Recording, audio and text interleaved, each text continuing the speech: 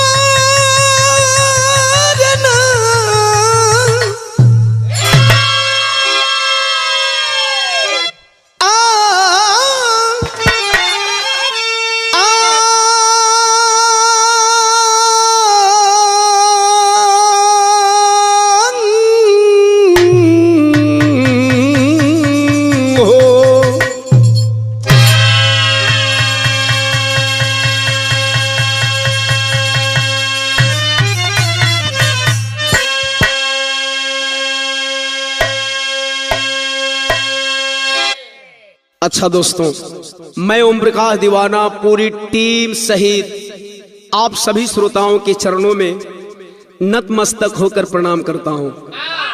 साथ ही साथ अपील करता हूं कि जो साथी दीवाना म्यूजिक को सब्सक्राइब नहीं किए हैं, अपने अनुज दीवानवा के सपोर्ट के लिए सब्सक्राइब जरूर कर लेंगे और घंटी को दबा देंगे ताकि आपको हर नोटिफिकेशन समय पे प्राप्त हो सके। आप लोगों के बीच में जो बिरहा भेज रहा हूं, इस बिरहे का नाम है प्यार के कातिल उर्फ छोटू आरती कांड। आशा नहीं, पूर्ण विश्वास है हर बिरहा की तरह इस बिरहा को भी आप लोग पसंद करेंगे। अमर प्रेम कहानी के अमर नायक छोटू यादव को श्रद्धा सुमन अर्पित करते हुए प्रेम कहानी की नायिका आरती कुमारी तथा छोटू के पूरे परिवार के लिए प्रार्थना करता हूं कि इस दुख की घड़ी से बहुत जल्द उबरे। एक बात बताने में मुझे बेहद खुशी हो रही है कि हाल ही में मैंने अमरनाथ हादसा गाया था, आधा से अधिक कमेंट में छोटू आरती कांड का डिमांड किए थे। यह मेरा सौभाग्य है। इस बिरहा को गाने के लिए प्रेरित किए हमारे छोटे भाई सोशल मीडिया के सम्राट मुकेश यादव जी, सम्मानीय आदरणीय संतोष यादव कवि जी जौनपुर, बड़े भैया आलोक सागर गाजीपुर और मनोरंजन भोजपुरी डिजिटल हेड भाई विशाल यादव जी। इस बिरहा की एक एक बारीकियों को हमारे तक आप लोगों ने व्हाट्सएप के माध्यम से भेजने का काम किया। आभारी हूं, बिरहा लिखने में सहयोग किए। आइए, जिस प्रेम कहानी की चर्चा हो रही है पूरे भारतवर्ष में, आखिर प्रेम है क्या, मोहब्बत किसे कहते हैं? हालांकि अभी तक धरती पर किसी ने मोहब्बत का परिभाषा नहीं दिया। 4 लाइन भूमिका के अंदर कवि का भाव है, कैसे जीतन बाबू?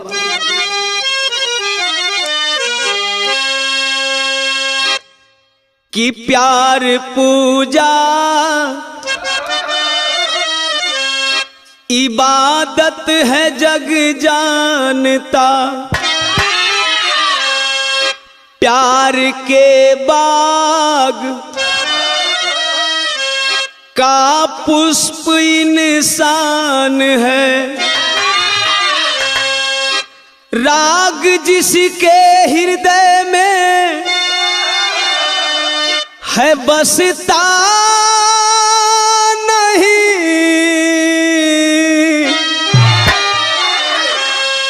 जन्म मानो का लेकर भी हैवान है, मौज भी प्यार में, दर्द भी प्यार में, प्यार में फूल खिले, प्यार में सुल मिले, प्यार की आग में छोटू यादव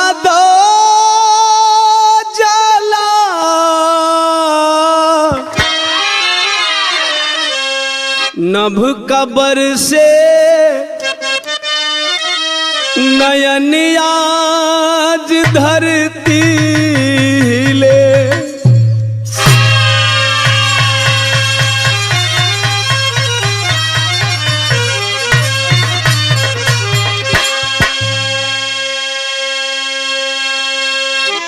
आप लोगन के पता बा हर बिरहा में हम नई कव्वाली या तो नई गजल गाइला। ये बिरहा में भी नई गजल से शुरुआत करत तनी। जीतन तनी आवत बाबू।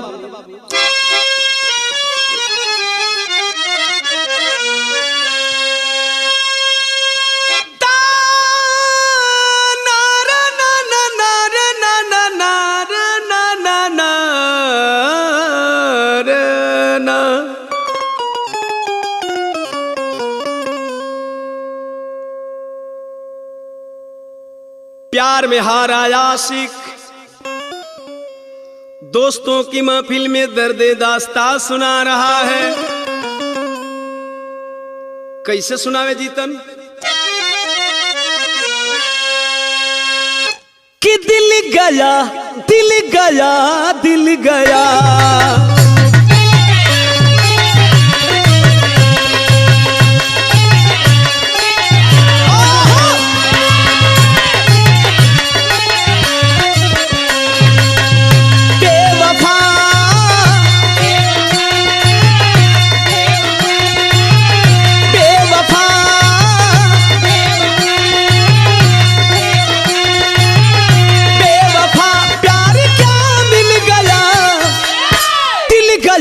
दिल गया दिल गया।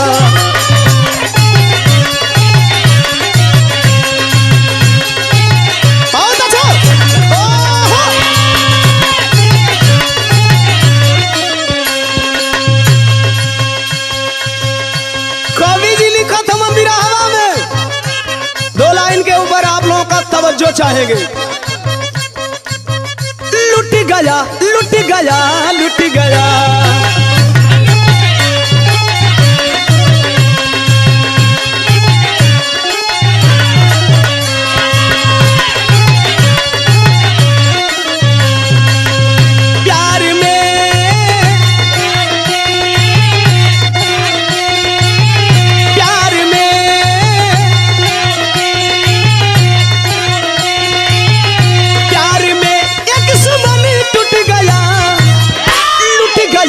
लुट गया लुट गया।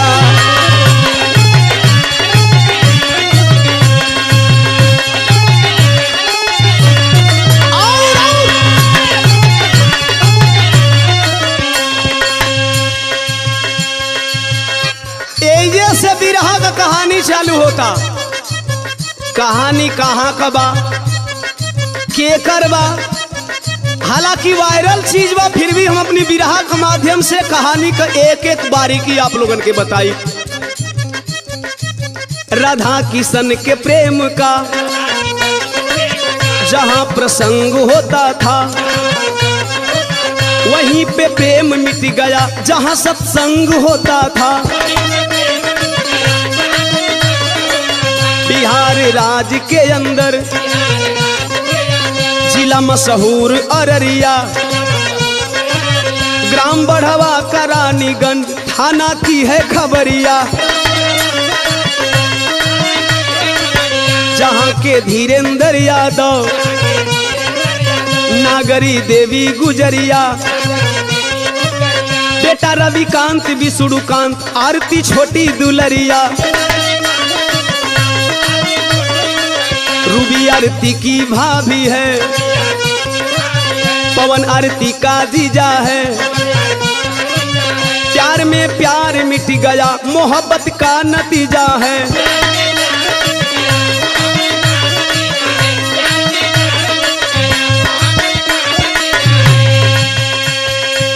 उसी से प्यार किया है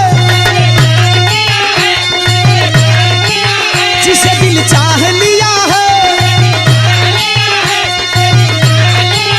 कोई बता दे सका या दिल गुनाह किया है।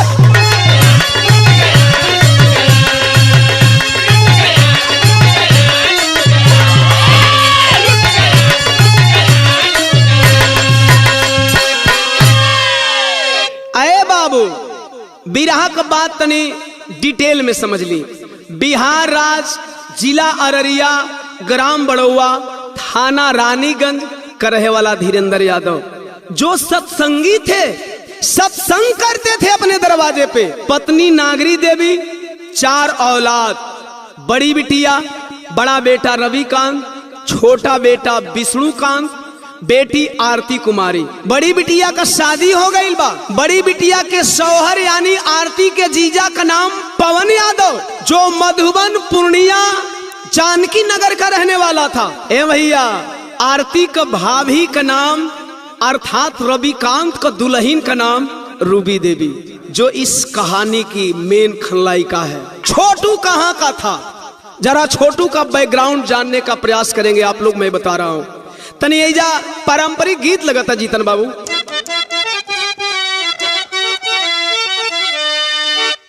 कि गौआ रहरिया के अरे बाबू में सयाद, छोटू जिनकर छोटा का दुलार,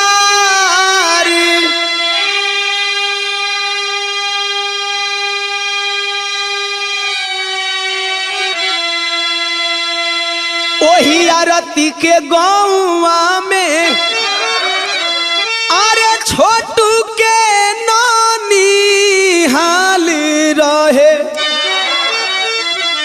आ बगले में रहे घर बारी।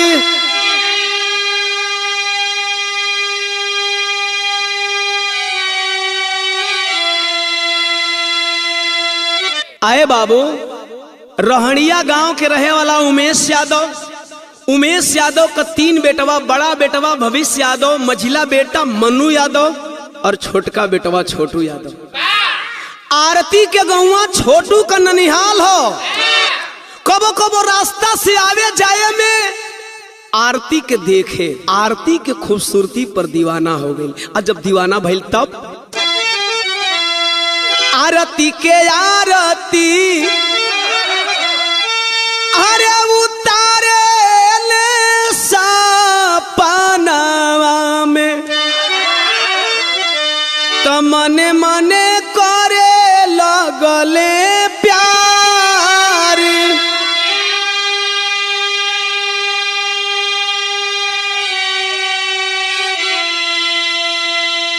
एक तरफा प्यार बढ़ गया, वन साइड।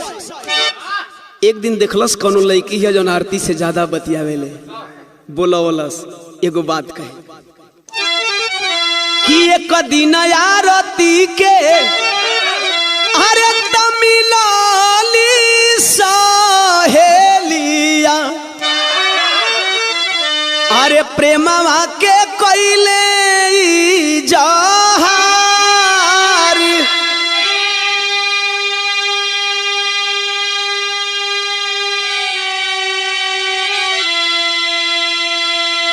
छोटू यादव बोला, जाना कहे जाना आरती से मैं मोहब्बत करता हूँ, वो हमसे बात करेगी। सहेली कहलस ठीक है मैं कह दूंगी।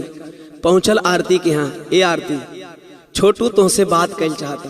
आरती क्या जवाब देती है, जैसन भाव वैसन गीत लगत है उपेंद्र भैया।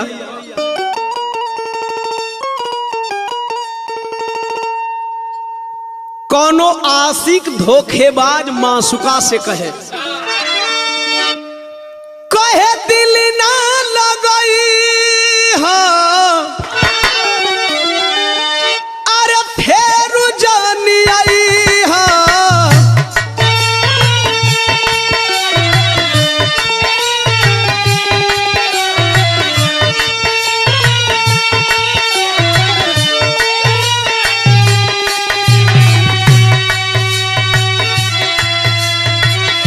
दिल ना लगई हो फेर जानी आई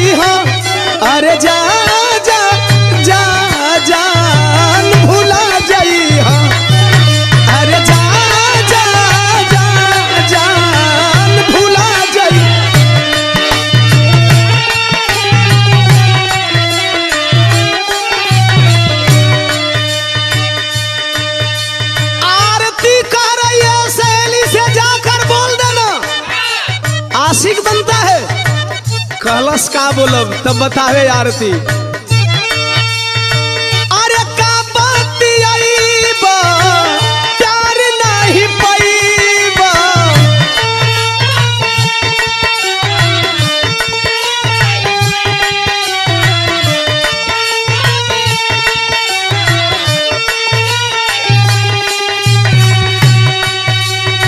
अरे का बतियाईबा प्यार नहीं पाईबा, अरे जूता जूता ये बाबू पिटा जाइबा, अरे जूता जूता ये बाबू पिटा हो।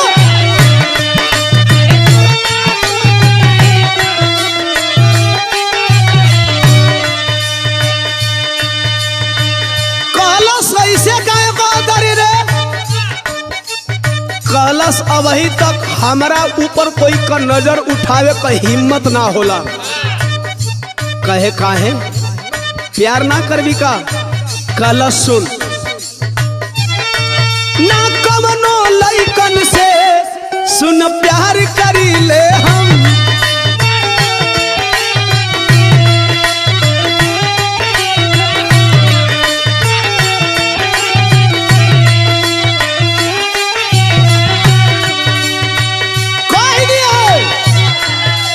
कहलस अरे वो करा ले कल रे, बड़ा बड़का आशिक लगत है।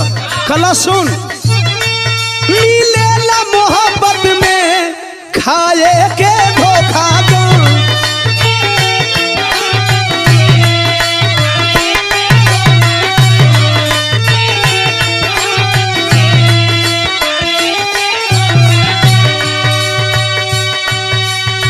जाके कह दिया छोटू से। कहलस का कह सुन सामने जो जाइबा बड़ी मार खाइबा,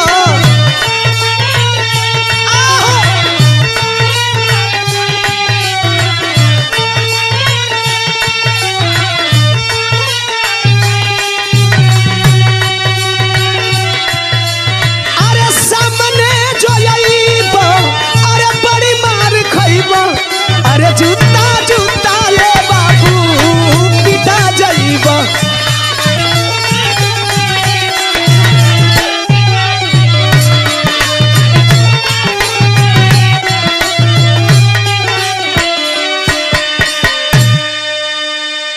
सहेली कहलस छोटू से अरतिया ना पट्टी, बड़ी जिद्दी ही उ ना बतियाई।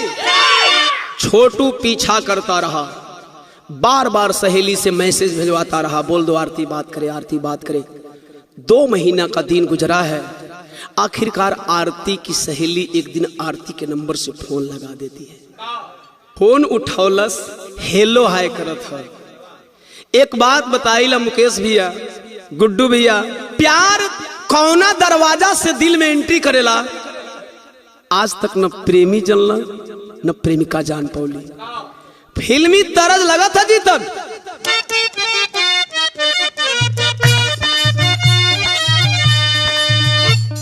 कि हाल क्या है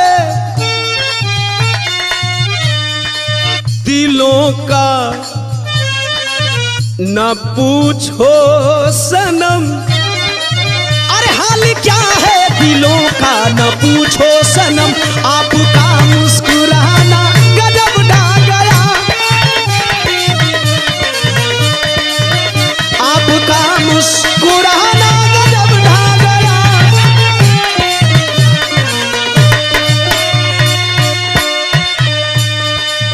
ए गुड्डू भैया, बात ही बात में बात बढ़ जो गई, अरे बात ही बात में बात बढ़ जो गई, प्यार के बाग में कली भंवरा चूमे, बात ही बात में बात बढ़ जो गई, प्यार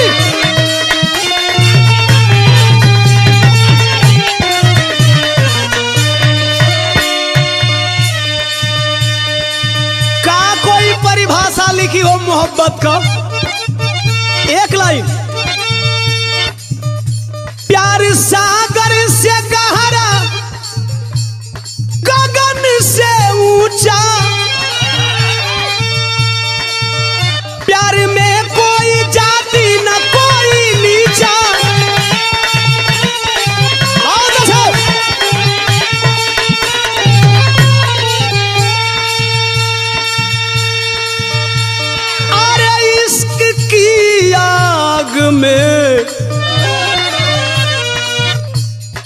ऊपर जो गई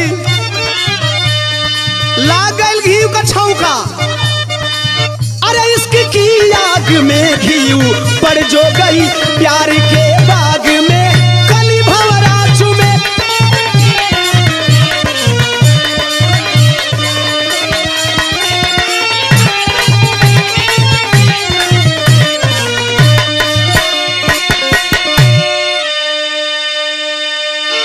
प्रेम की गाड़ी निकल पड़ी, दौड़े लगल प्रेम का पटरी पर। आय हाय, आरती और छोटू के बीच में बात होते होते 2 साल गुजर गया। आरती के परिवार के सारे लोग जानते थे, सिवाय आरती के पिता धीरेंद्र यादव को छोड़कर। गौर करिए, हर एक फोन कॉल पे बस आरती और छोटू में यही बात होती थी, कब तक हम लोग बात करेंगे, शादी कर ले, हम लोग का प्यार पवित्र है। आप लोगों को बता देना चाहता हूं, आरती के परिवार वाले आरती का शादी छोटू से नहीं करना चाहते थे, क्योंकि आरती थोड़ा अमीर परिवार से थी और छोटू थोड़ा गरीब परिवार से था। खैर, फोन पे जो बात हुई भाभी से, भाभी मैं शादी करना चाहता हूं। फोनवा का बतिया पर छोटू एक दिन कैलन का, शायद यह तक काल बन गई छोटू की जिंदगी आके। गीत हमरे कैसेट का लगा था मास्टर,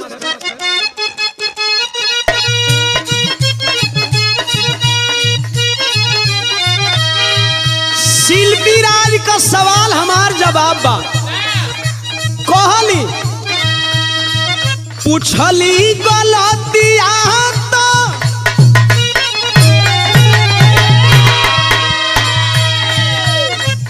पूछली गलतिया तो कानून कैलू रानिया, कानून कैलू रानिया, अरे दालिया में तेज काहे नून कैलू रानिया।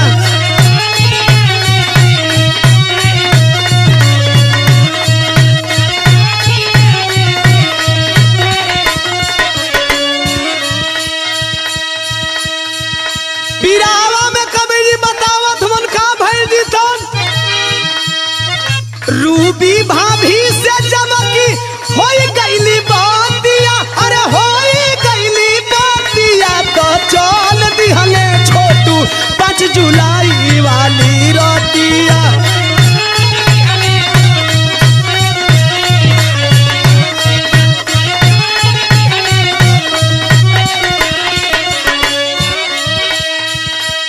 छोटू के पिता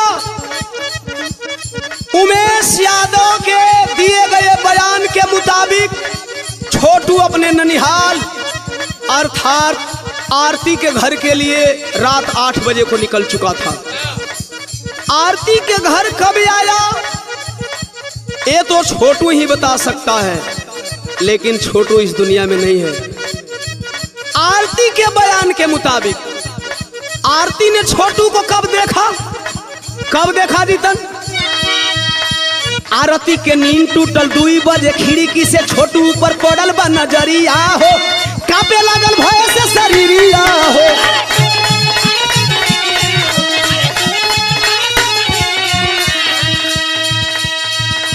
आरती का पार्टू का एग्जाम चल रहा था, 2 बजे का अलार्म लगा करके सोई थी। जब अलार्म की घंटी घनघनाई है, एकाएक नींद टूटी है, बाड़ी की तरफ निकली है, तब तक से खिड़की से नजर पड़ गई छोटू के ऊपर। आके बंद कमरवा में छोटू के खिड़किया से आवाज लगावे, कहत भाग जा तू गावे अपना, करली बिनीतिया, अरे करली बिनीतिया, कि चल दिहले छोटू 5 जुलाई वाली रातिया।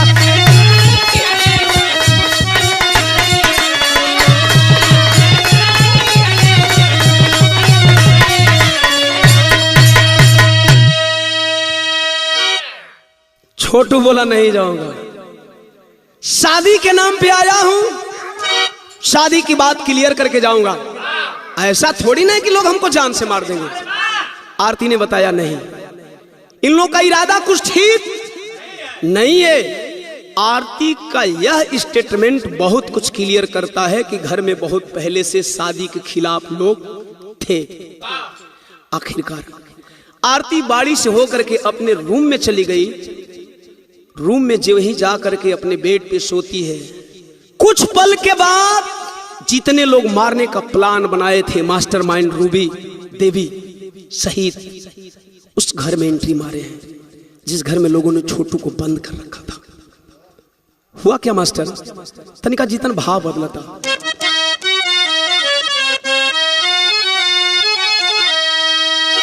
आरती के घरवा वाला मिल के 2 बजे रतिया का छोटू का साथ का करत हो कि कबो लाते कबो हाथे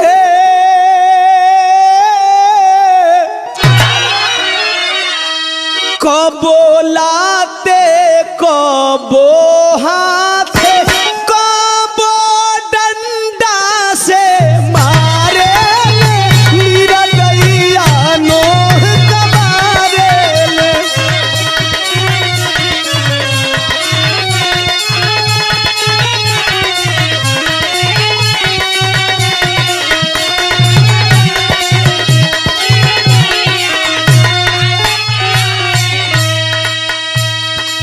आरती का जीजा पवन बोला, शादी करोगे आरती से?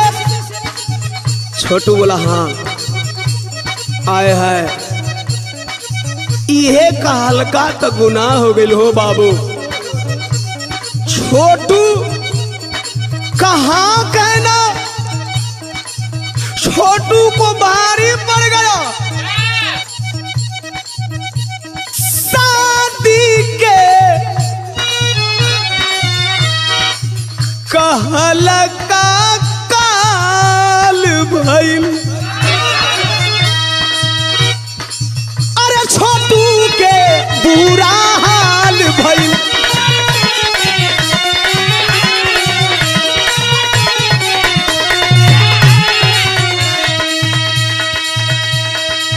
अरे राधा के कन्हैया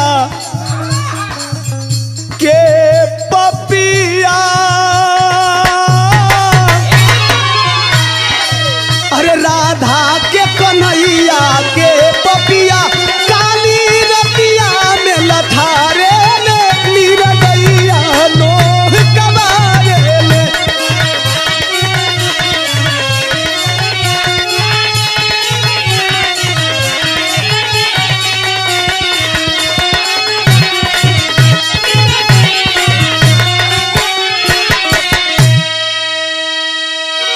आए है बाबू, 7 लोग मिल करके उस छोटू को मारने लगे। बंद कमरे में असहाय चीख रहा था, चिल्ला रहा था।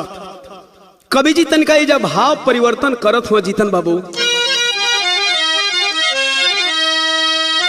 चीखा चितकार से करे जावा दहली गईल, मामा से आरती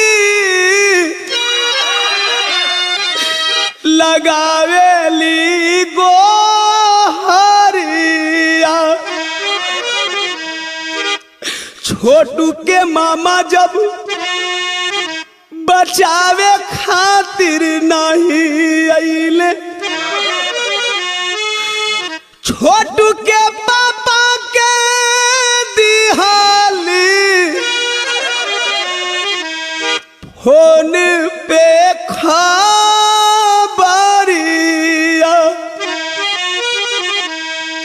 अरे बाबू, आरती दौड़ती जाती है। छोटू का ननिहाल उसके घर के एक घर के बाद पड़ता था। छोटू के मामा नहीं आए, लाचार है। छोटू चीख रहा है, चिल्ला रहा है। फोन लगाती है छोटू के पापा को। उमेश यादव बोले बेटा चिंता मत कर, मैं आ रहा हूं। लेकिन तब तक से घर वाले समझ गए कि आरती किसी न किसी को बुला लेगी। आरती के साथ क्या किए, तवले आरती के मारी पीटी वही घरावा में बंद कैले। तनिको न दाया कैले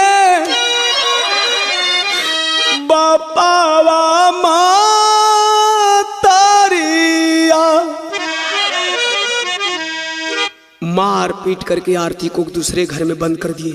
चुप, फोन लगाएगी, बुलाएगी, आज तेरे छोटू को कोई नहीं बचाएगा। चीख रहा था, खिड़की से हाथ जोड़ करके एक बात कहे, आरतिया राजा करे माई बाप भैया से, छोटू के छोड़ी दाजा करी हाथा जोरिया। ऐ बाबू नहीं माने लोग, मारते रहे, पीटते रहे, छोटू चीखता रहा, चिल्लाता रहा। अंततोगत्वा विरह में परिणाम निकला। भाव तनिका फिर बदला था जीतन भैया।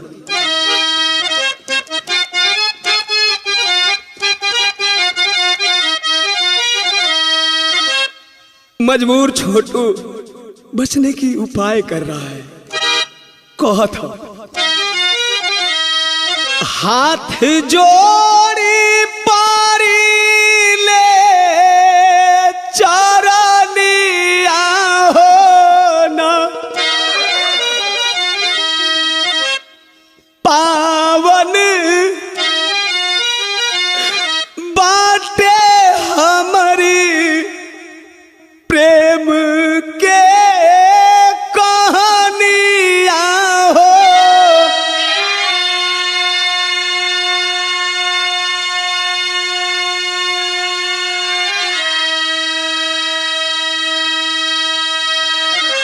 पवित्र प्यार करता हूं आरती से, छोड़ दीजिए मुझे, शादी करा दीजिए, मैं खुशी खुशी जिंदगी गुजार लूंगा। लेकिन मारी मारी तोड़ा ले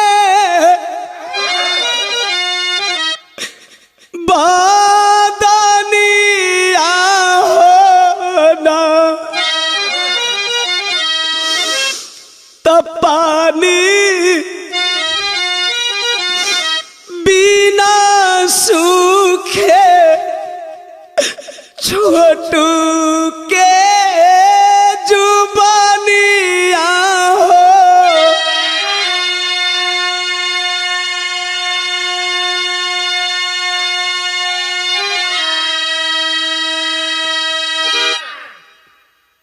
प्यासा था छोटू, मार खा रहा था। भागते भागते छोटू के पिता उमेश यादव पहुंचते हैं दरवाजे के पास। छोटू के पिता उमेश यादव का स्टेटमेंट है कि जब वही दरवाजे के पास पहुंचे, आरती के पिता लाठी चला दिए, भगा दिए दूर। खिड़की से आवाज लगाए, छोटू के पिता मेरे बेटे को छोड़ दीजिए आप लोग। जब पिता की आवाज सुना है, मजबूर छोटू एक आवाज लगाया है कि तवले पापा से बोलल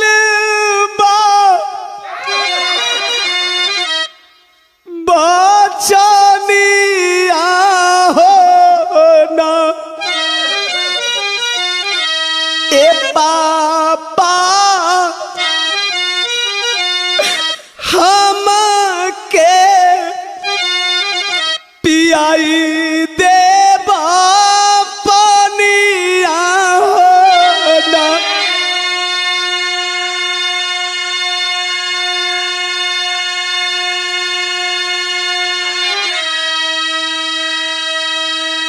बाहरे बेटवा, बाहरे बाप, बाहरे प्यार के दुश्मन, बाप को एक घुट पानी भी नहीं पिलाने दिए। किए क्या कि धीरे धीरे बीताली राइनिया हो ना, कि देई को रेंट छीनले ओई लाल के जीवानिया हो।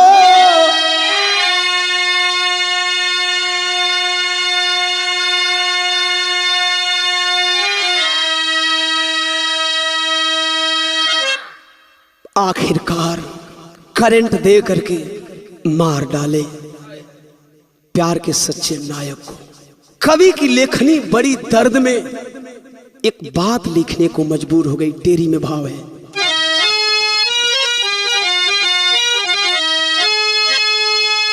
अरे मोहब्बत में मोहब्बत हार गई, ए गुड्डू भैया मोहब्बत में मोहब्बत हार गई। मान अभिमान के आगे क्या है जान की कीमत। जात भी एक थी धर्म भी एक था, जात भी एक थी धर्म भी एक था, फिर भी शादी रचाने में क्या हर्ज था। तुम धनी थे मैं माना वो मजदूर था, तुम धनी थे मैं माना वो मजदूर था, पर बेटी की खुशी तो तेरा फर्ज था। एक बार ओम प्रकाश दीवाना मानता है आप अमीर थे। आरती के बाप तो क्या वह बेटा, क्या वह छोटू आपका बिरादर नहीं था? क्या अपने प्रेमी के साथ आपकी बेटी खुश नहीं रह सकती थी? खुश रहोगे कहां तुम खुशी छीनकर, ऐ धीरेंद्र यादव, खुश रहोगे कहां तुम खुशी छीनकर। ऐ प्यार के दुश्मनों, प्यार से नफरत करने वाले लोगों, खुश रहोगे कहां तुम खुशी छीनकर। नाज से जिसको पाला बिलखती है बेटी, प्यार मरकर अमर है कहे आरती, अब न होगी हजम जेल की दाल रोटी। आरती का प्यार तो मरकर अमर हो गया, लेकिन क्या अपने भविष्य की कल्पना कर सकते हो कि आपका भविष्य कैसा है? खैर सब कुछ लूट गया, सबेरवा होत हो। लोगों की जब भीड़ इकट्ठा हुई तवना घड़ी का बात कभी जी लिखत मन तरह जगो और नहीं लगता। कौनो सहेली अपना सहेली से कहे, गई ने जब से बाहर आया अबे बार बार हो, चिड़ैया बन के उड़ गईले राजा जी हमार हो, चिड़ैया बन के उड़ गईले।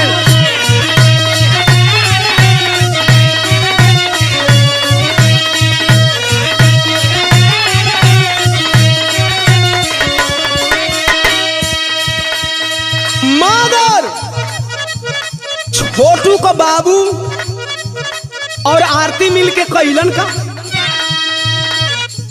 गई ने अस्पताल लेके दिलवा में आस हो, बतावे डॉक्टर साहब नहीं खे छोटू के सास हो, बतावे डॉक्टर साहब नहीं खे।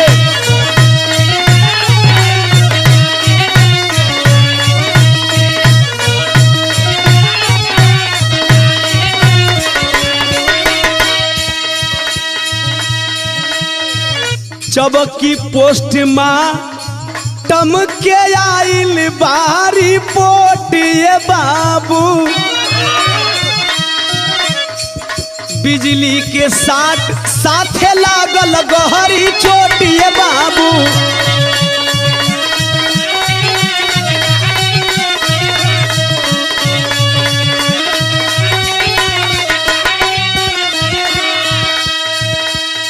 पोस्टमार्टम रिपोर्ट में डॉक्टर ने साफ लिखा, बच्चे को बहुत बेरहमी से मारा गया है। यहां तक बिजली का शॉट दे करके इसको मारा गया। कैसे सत्संगी लोग थे जिसने मानव को मानव नहीं समझा? क्या सत्संग के नाम पे ढकोसला करते हो? आखिरकार भइल का आरती उमेश के मिलल दोपहर में लाश हो, बतावे डॉक्टर साहब नहीं खे छोटू के सास हो, बतावे डॉक्टर।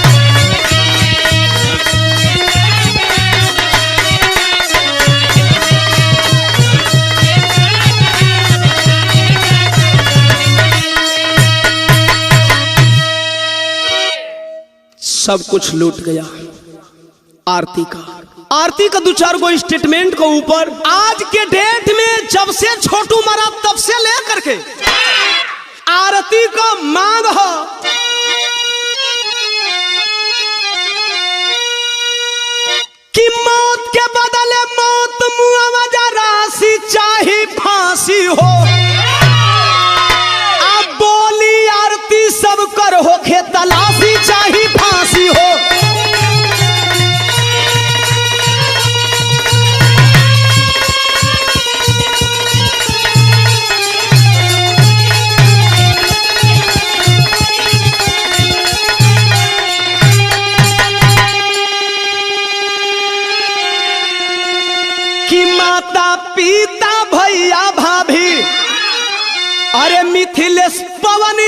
खून हो, नामजद अभियुक्त हुए कि मिलकर किए थे खून हो। अरे तो गिरफ्तार पापा भैया विश्वासी चाही फांसी हो। अब बाकी कहावा छुपल सत्य नासी चाही फांसी हो। माता नागरी देवी, पिता धीरेन्द्र यादव, बड़ा भाई रविकांत यादव, भाभी रूबी देवी, जीजा पवन यादव, अरुण यादव जो कि छोटू के बाप उमेश यादव के साथ सत्संग में जाया करता था। एक और अभियुक्त बना मिथिलेश, भाभी रूबी देवी का भाई। 7 लोग में 2 लोग गिरफ्तार हुए, बाकी लोगों की भी गिरफ्तारी चाहिए। एक बात आना चाहता हूं इन मीडिया वाले भाइयों के लिए, जो ईमानदार हैं उनको ओम प्रकाश दीवाना कोट कोट नमन करता है, जो आप सच्चाई से लोगों के बीच में सच्चाई प्रस्तुत करते हैं। लेकिन जो केवल धंधे के लिए, टीआरपी के लिए मीडियाबाजी करते हैं, उनके लिए 2 लाइन। कुकुरमुत्ता मीडिया वालन के का हम करी बखान हो, आ उल्टा सीधा दोनों पक्ष से पूछे रोज बयान हो। अरे शब्द से काटे जैसे काटे गड़ासी चाही फांसी हो। आ कबो बनावे रानी कबो अरे दासी चाही फांसी हो। यूट्यूब जब से आया है तब से चैनल वालों ने नाकों में दम कर रखी है। घरे घरे न्यूज चैनल पैदा हो गई बा, जिनको खुद था थी काकी का पता नहीं है, वो अभी माइक लगा दे रहे। हेलो, कुछ बताएंगे, आपका नाम क्या है? कुछ बेशरम मीडिया वाले तो ये लिखते हुए नजर आए कि आरती और छोटू गंदा काम करते हुए पकड़े गए। बेवकूफ, कहां से शिक्षा लेकर के आए हो? गंदा काम? अगर तुम्हें लिखना है, दर्शाना है, तो साहित्य की जानकारी रखो, इसके बाद मीडियाबाजी करो, इसके बाद तुम का कलर न्यूज चैनल चलाओ। अगर एक बार मान भी लिया जाए कि छोटू और आरती गलत तरीके से पकड़े गए थे, तो यदि आप YouTube पे लिखते हो तो लिख सकते हो कि छोटू और आरती आपत्तिजनक स्थिति में पकड़े गए। गंदा काम करते हुए, ये कौन सा सेंटेंस है बे? गली गुच्चे का शब्द इस्तेमाल करते हो और कहते हो कि हम न्यूज चैनल चलाते हैं।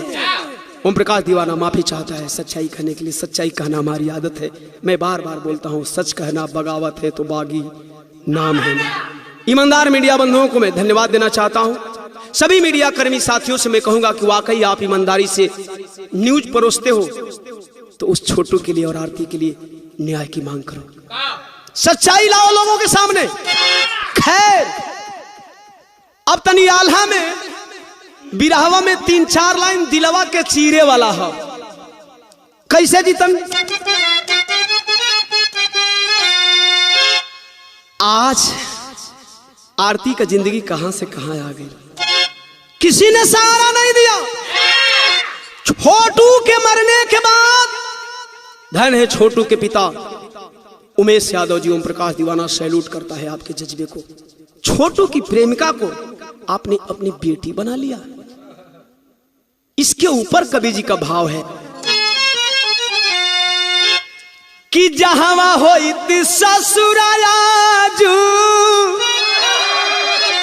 अरे भइल नई हरवा बाबू, कि जे होइते ससुर भइले धर्म के बाप।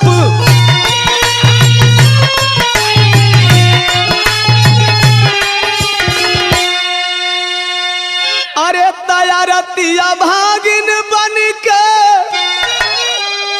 रोवे रतिया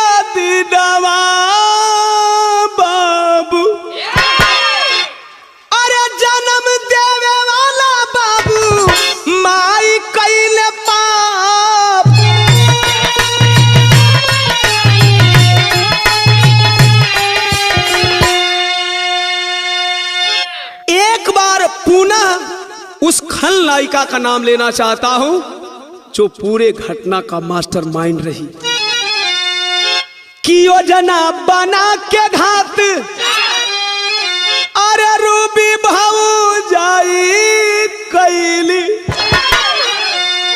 अरे छोटू के मौत से रूह गइल काप।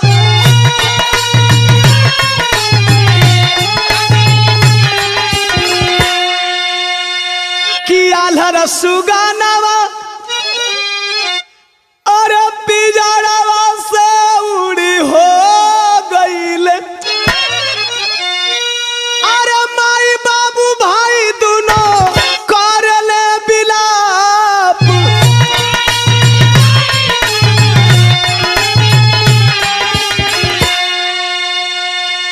छोटू की मां, छोटू के पिता उमेश यादव जी, बड़ा भाई भविष्य यादव और मझिला भाई मन्नू बिलखत हो, रोवत हो। अगर इस विरह में आरती के परिवार का जिक्र नहीं करता हूं तो फिर मेरा विरह वन साइड मोड़ ले लेगा। और आप लोग जानते हैं कि हम विरह में कभी वन साइड बात नहीं करते। जो आप लोगों ने पहचान दी है उस पहचान के मुताबिक तने विरहवा सदर में करवट लेला जीतन।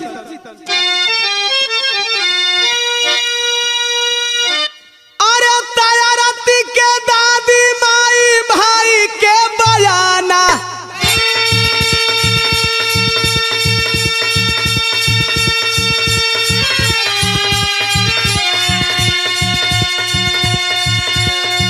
अरे बाथरूम में रंगे हाथे गईले माका। आरती के दादी, छोटा भाई विष्णुकांत, बड़ा भाई रविकांत का स्टेटमेंट है कि दोनों प्रेमी और प्रेमिका रंगे हाथ बाथरूम में पकड़े गए। ओहो, बच्चे नहीं थे कि रंगे हाथ बाथरूम में पकड़े जाएंगे। क्या वे लोग एक बार मान भी लिया जाए कि संबंध बना रहे थे तो बाथरूम का दरवाजा खोल करके संबंध बना रहे थे कि आप लोगों ने रंगे हाथ पकड़ लिया। खैर एक बार और मान लिया जाए कि बाथरूम का दरवाजा खुला हो या न खुला हो, संबंध बना रहे थे, तो एक बात तो फिर इस स्टेटमेंट को सवाल के कटघरे में खड़ा करता है। कौन सी बात? अरे पवन मिथिले सयारून ते ही छाना,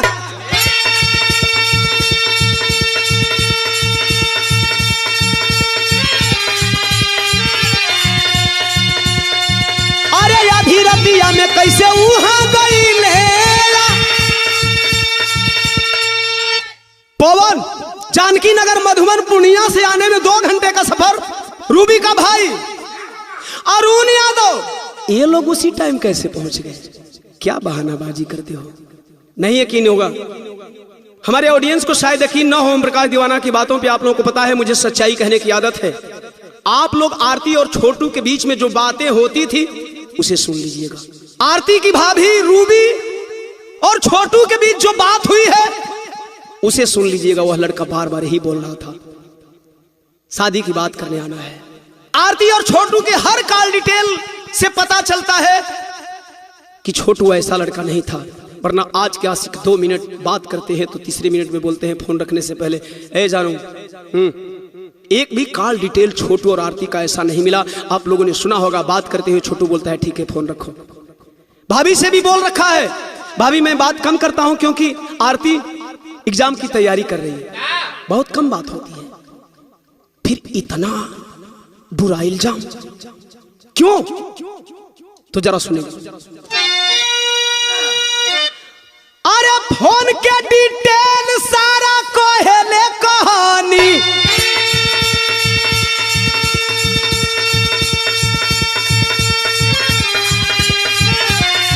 अरे छोटू को बुलाए लोग योजना बना, योजना बना करके योजनाबद्ध तरीके से इस घटना को अंजाम देने की तैयारी पहले से बनी हुई थी। जब घिरते हुए नजर आए सभी अपराधी तो अरे बनली गवाह जब आरती बहिनी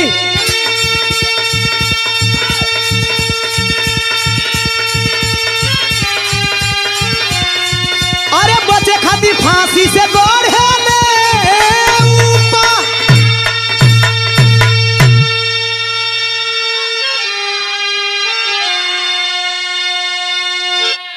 सारी बातें साफ है। न्याय आप लोगों को करना है। जौना दिनवा छोटू का तिरहिया रहल। हमारे भारत की एक बहुत बुरी परंपरा है, चाहे बूढ़ मरे तब जवान मरे। तेरही भोज में लोग भोज खाने के लिए जुटे हुए थे। कुछ मीडिया कर्मी हमारे साथी छोटू के पिता उमेश यादव का स्टेटमेंट ले रहे थे। वहां के ग्रामीणों की आवाज आ रही थी कि स्टेटमेंट बाद में, पहले भोज हो जाए। इसके ऊपर ओम प्रकाश दीवाना भारत के लोगों से, हर समाज के लोगों से, हर जाति धर्म के लोगों से इस स्थिति को देखते हुए ओम प्रकाश दीवाना भारत के लोगों की वर्तमान हालात को बताना चाहता है दो कड़ी के माध्यम से। मुकेश भैया, आपके कहने पर मैंने इस बात को विरहा में लिखा। कौन सी बात है? न्याय नहीं लोगों को ऐसी मौत रोज चाहिए, क्या न्याय मिले या न मिले मृत्यु भोज चाहिए।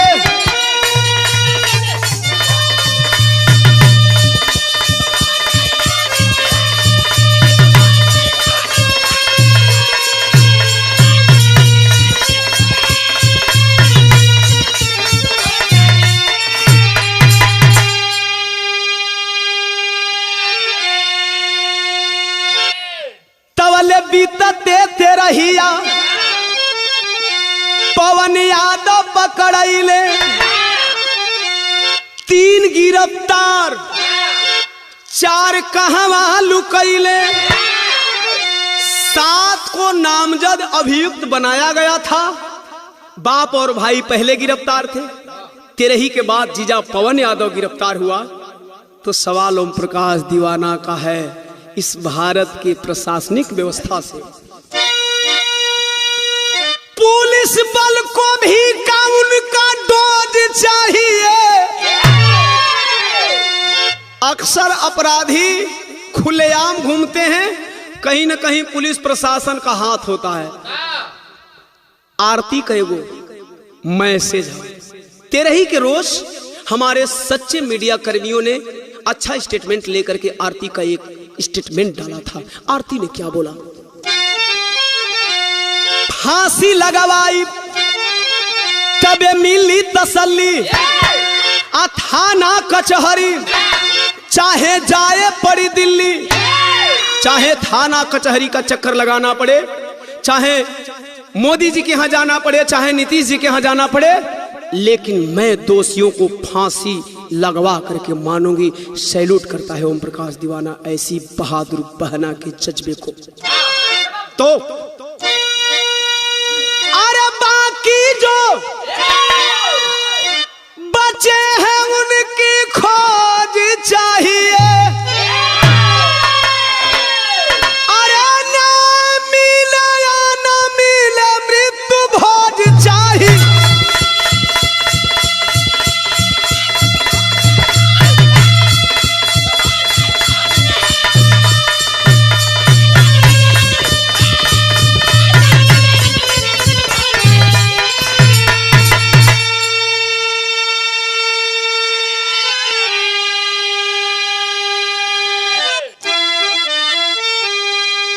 बुद्ध छत्रपति साहू फूले अमर है प्रेम कहानी। बाबा साहब ललई यादव याद रही कुर्बानी। अरे मोहब्बत में मोहब्बत हार गई। सुरेंद्र दी